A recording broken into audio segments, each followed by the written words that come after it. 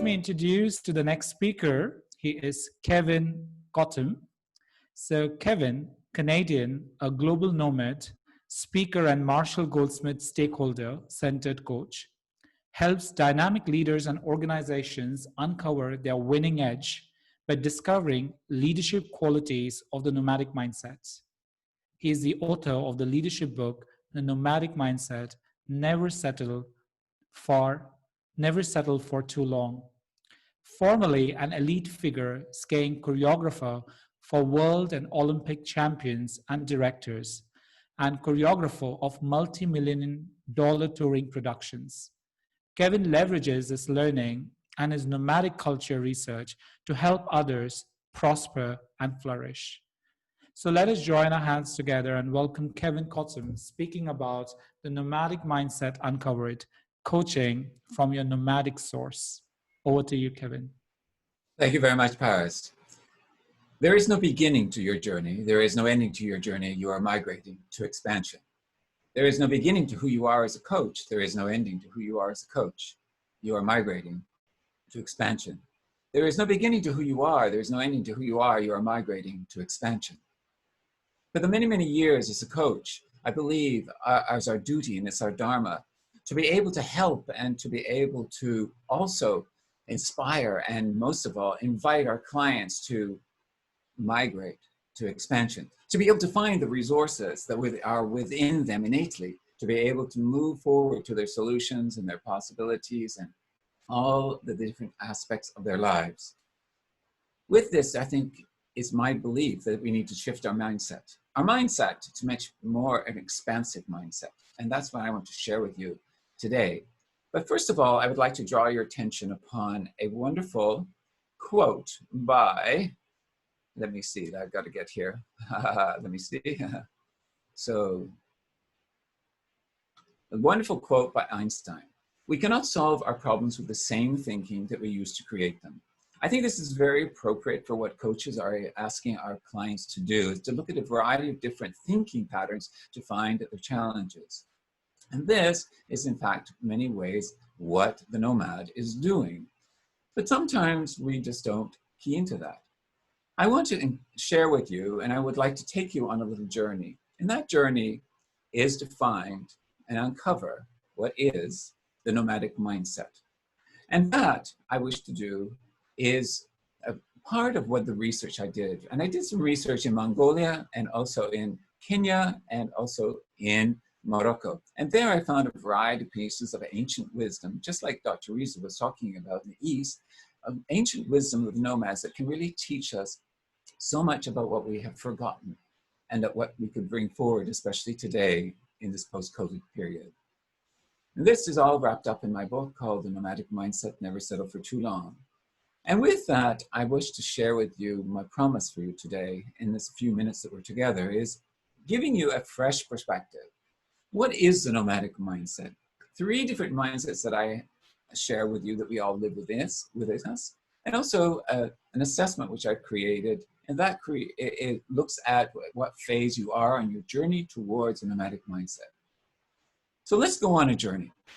And I would like to start off that journey in a place called Kenya. Now, have you ever been on a safari? In fact, a safari guide is much like a coach in many, many different ways. They're also a mentor at the same time. But here I spent the time in the southern part of Kenya in the Masai Mara. And this is the land of the Maasai people. And this is what you see here.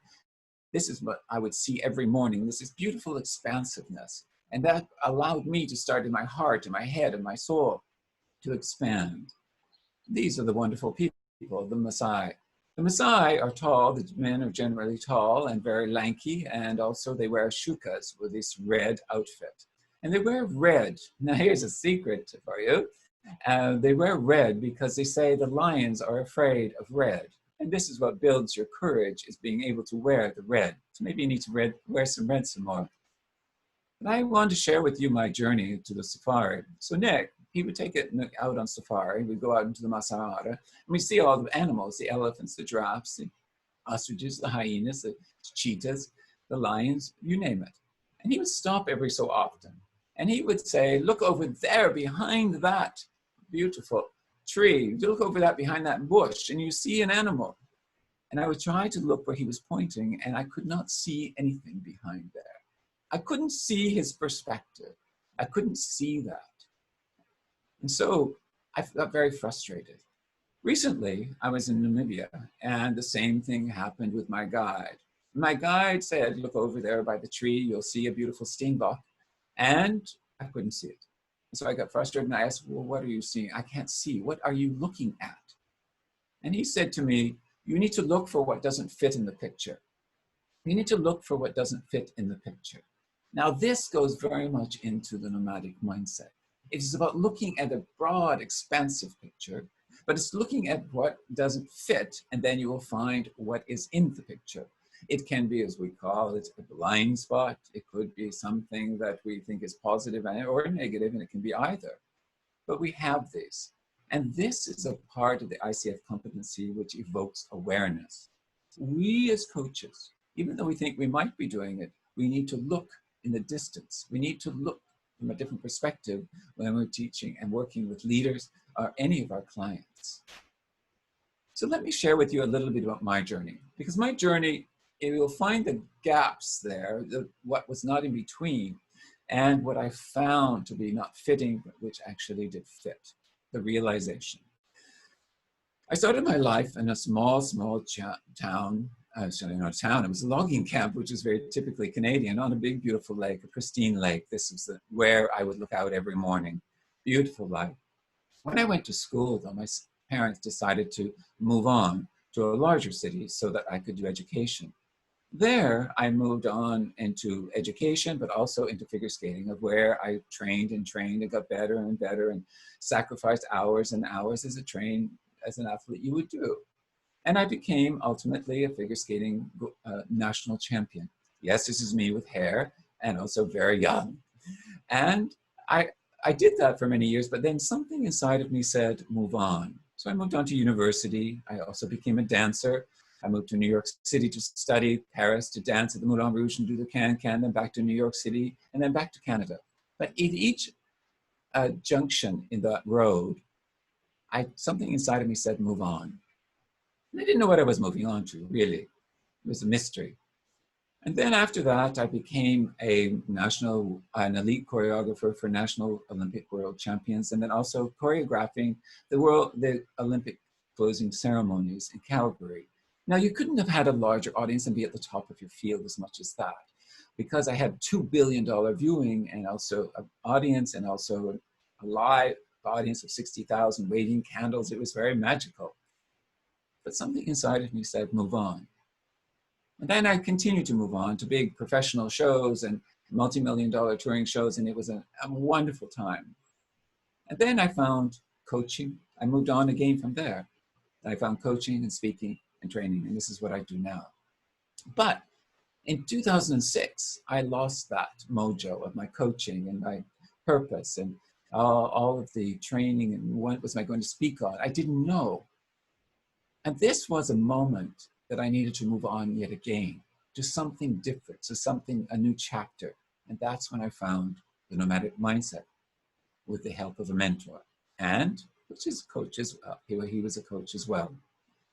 And I would like to share with you that this was probably the most important thing. And when I look back and look at what didn't fit in the picture, was that I didn't realize that all those move-ons were not about being confused or running away from, which I had thought during the time, but is actually running towards my growth, my learning, my expansion. And that's really what it was. And I realized at this point, I had a nomadic mindset. I was looking for a variety of paths, just as most of us. And this is an important thing for coaching and as us as coaches. And so this is what I do now. And thank you very much to the HRD. That's why I'm here today as well. But this is another important quote from a Maasai warrior. And he said that our culture and our community, we are migrating. Where we were is not where we are evolving. Now, isn't this very impactful for today and always? Is that, as I started, we're migrating to expansion. He says we are migrating, which means movement. We are changing. And if you think of COVID, it's before COVID where we were, it's not where we are right now, and it's not where we're evolving to. And hopefully not where we're evolving to is the same before where we were. So this takes the coach. The coach has to have this awareness of this migration, this movement on an ongoing basis. Sometimes we don't see it as movement, but I think it's important to see it as movement and flow. So along the way, I share with you, I discovered some more things. And in those discoveries, I discovered 3 mindsets on my journey. I discovered these 3, the nomadic, builder, and settler. Now, because of the audience that is here, I'm not sure that I really need to go into them deeply, but I offer you a free sample of the chapter from my book, which is on the nomadic, or on the mindsets, which tell you of all of the typologies, the behaviors that are associated with these. So that will be given to you. Paris will give you that. But these 3 mindsets, as you can see, settler, builder, nomadic, I think you can already start getting an idea of the types of these people, of the dominance of our minds. We have all 3 of these in our minds, in our bodies, in our thoughts, in our being, but we have a dominance for one more than another. It may shift with time and age, money, career, location. It may shift, but that's fine. It may even shift in a conversation as well. The important thing here is to understand the following, is that I would do some polls in my research when I speak and writing. I'm not going to do a poll today because there's not enough time really. But what I would do is I would ask them the first question, what do you think is your dominant mindset? And 60 to 80% generally would say it was the it was the builder mindset. They would say that this quite heartily, and I would realize that that was what was in the crowd. But then I would ask the question, what is the mindset you think your organization needs more of now and in the future? And what do you think that it said and what they said and what the poll responded to? It moved from builder between 60 to 70 to 80 to sometimes 90% nomadic mindset. So what is that saying? What are we doing and helping our leaders to start expanding to their nomadic mindset? Plus also ourselves. So I found that very interesting, in fact, as a statistic of where we're at. That's where we probably got ourselves into the situation now, where COVID is now asking us different things to contemplate, and we need a different mindset. So I want to share with you another story. And this is what I found when I was in Mongolia.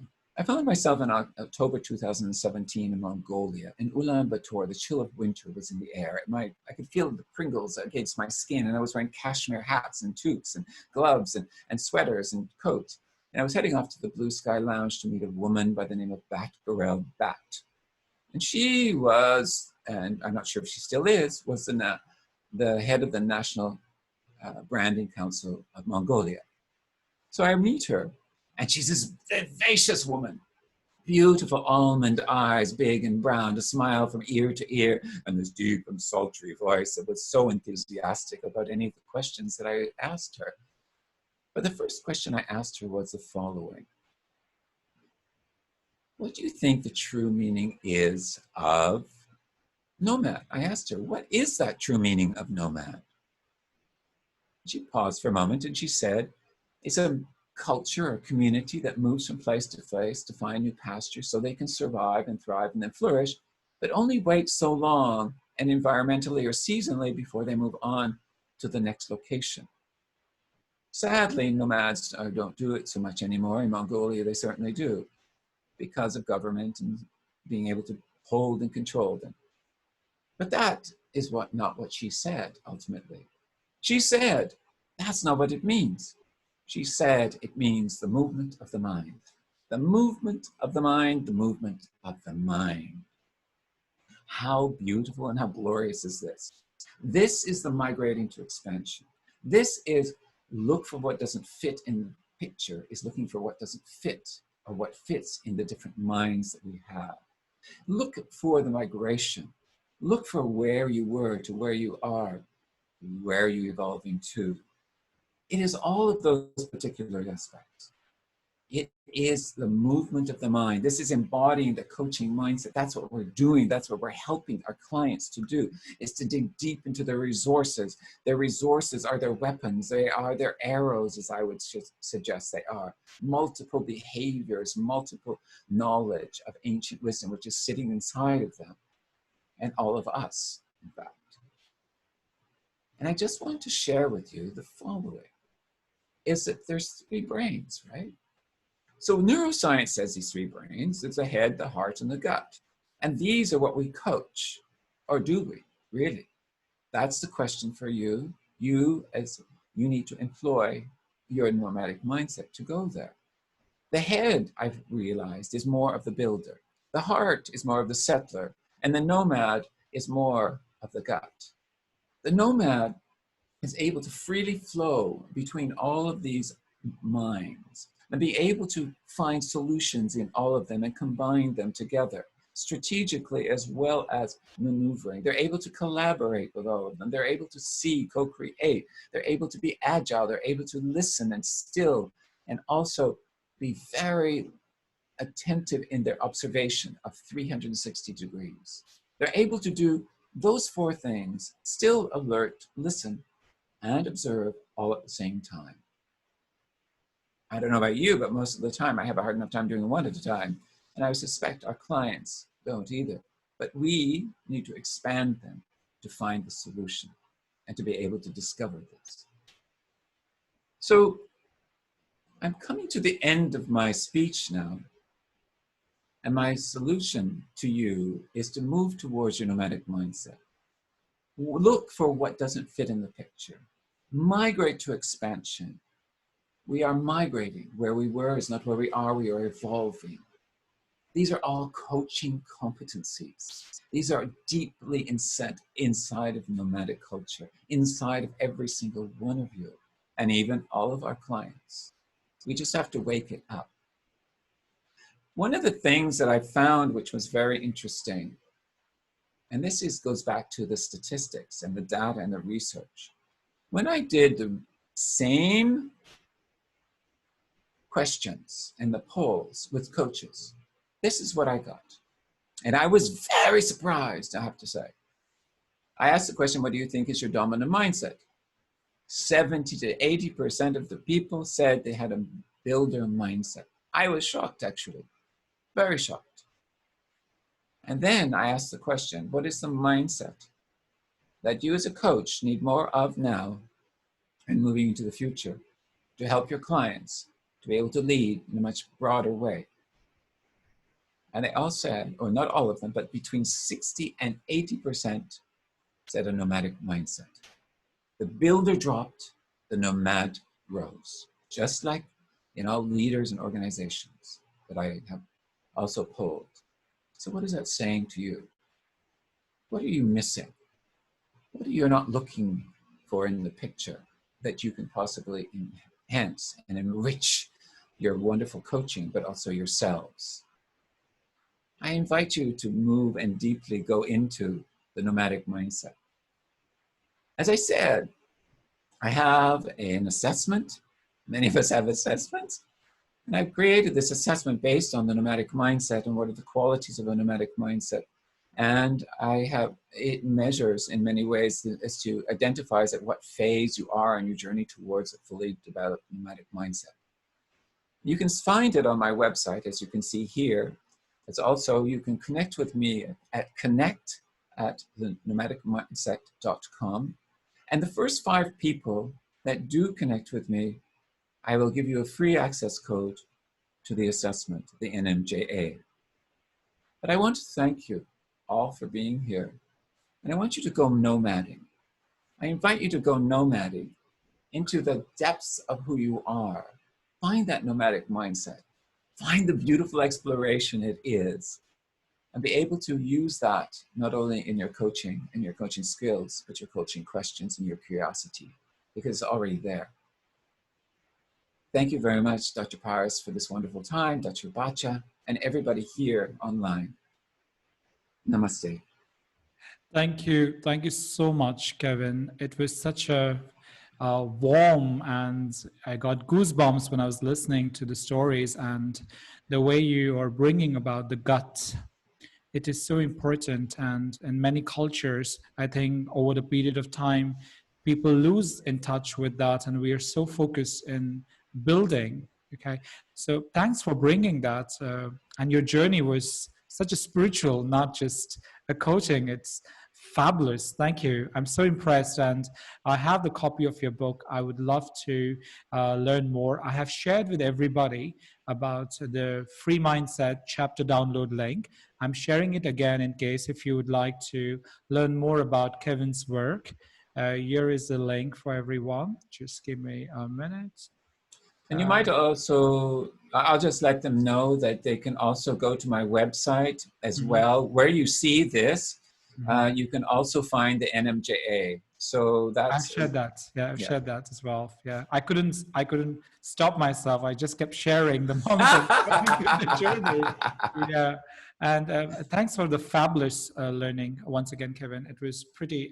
It was very deep for me. Thank you. Thank you. Thank you, Paris. Thank you, everybody.